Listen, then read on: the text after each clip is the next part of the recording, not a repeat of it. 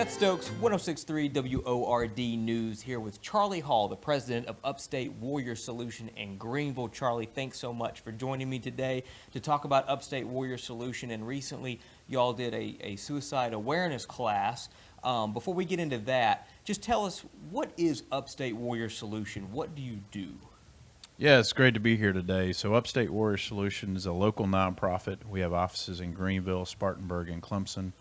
We're staffed by veterans, mostly combat vets from Iraq and Afghanistan. And we're a clearinghouse of resources for veterans and their families in the upstate. So we have over 100,000 veterans, National Guard, Reserve, and retirees here in our 5 counties of the upstate.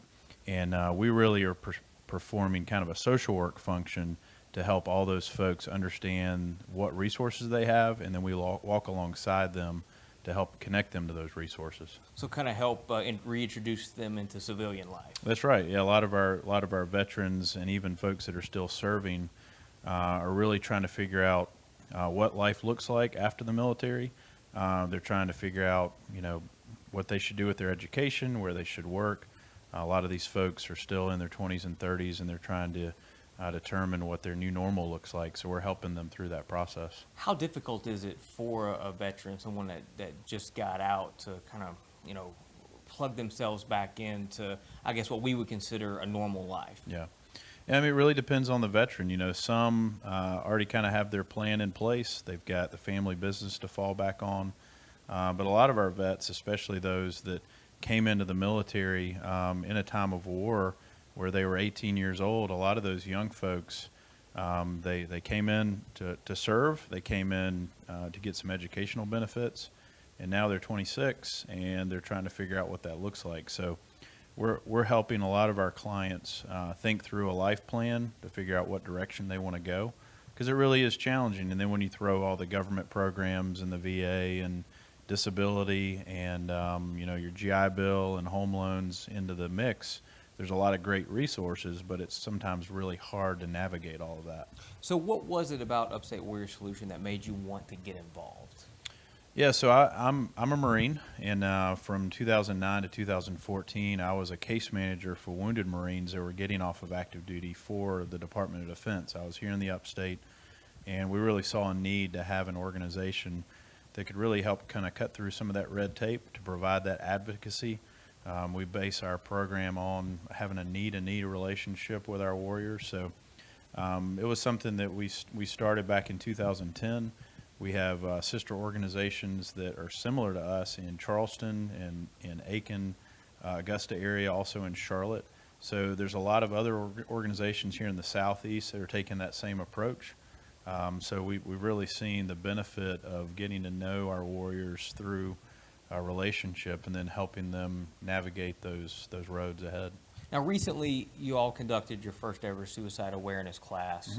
Mm-hmm. Now, was that tailored to, the signs of potential suicides for veterans or anybody in general? Or, talk to me a little bit about Sure. that class. Yeah, so this was something that was really tailored more to professionals and caregivers, not necessarily veterans that are in crisis, but law enforcement, social workers, nurses, folks that are in the medical system, at the detention centers that actually come into contact with veterans that are in crisis. This was really a training to get them spun up on how they should react. What are some of the warning signs? How do you actually, talk that veteran off the bridge, so to speak? So this was something where we were really trying to focus on the actual caregiver, that coordinator, and then also a little bit of train the trainer so that they could train their staff to understand that skill set as well. How serious of an issue from a numbers standpoint is suicides among vets? It's a big issue. Most folks have heard about the 22 a day. There's somewhere around 22 veterans a day nationwide that decide to take their life. We've seen that here in the upstate to be a reality. We only know about 3,000 vets here in the upstate, but we've had 2 to 3 vets a year take their life here in the area. Mostly combat vets from Iraq and Afghanistan. So we see it. It's often veterans that you wouldn't expect it to be. There's not a lot of warning signs, so it's a problem that we have to think outside the box in order to help solve this problem. So we see the reality of it, and we're going to do something about it. What are some of the signs to look for in a case like that? Yeah, so the folks that decide to take their life that don't show these signs make it difficult, because those are hard to figure out. But the typical signs are isolation. You have folks that'll just drop off the grid, and no one knows where they are, and they come back, and there's just a change there. You see just a change in patterns, not getting to school on time, not getting to work on time, being out of work, abusing alcohol, drugs, prescription medication. That's obviously part of it. You really just see the normal patterns change. And it's really the folks that are closest to the veteran that see that first. So that's really where we're trying to get to family members, to friends, to say, hey, here's some things to be aware of. Here's some issues that you might see in your veteran, and if you see that, here's who you can call on the professional side, whether it be VA or local health care or nonprofits like Upstate Warrior Solution that can help with that. What was the turnout like for the first class? Yeah, so we actually had 3 classes. We had a Anderson class, Greenville, and Spartanburg over 3 days last week.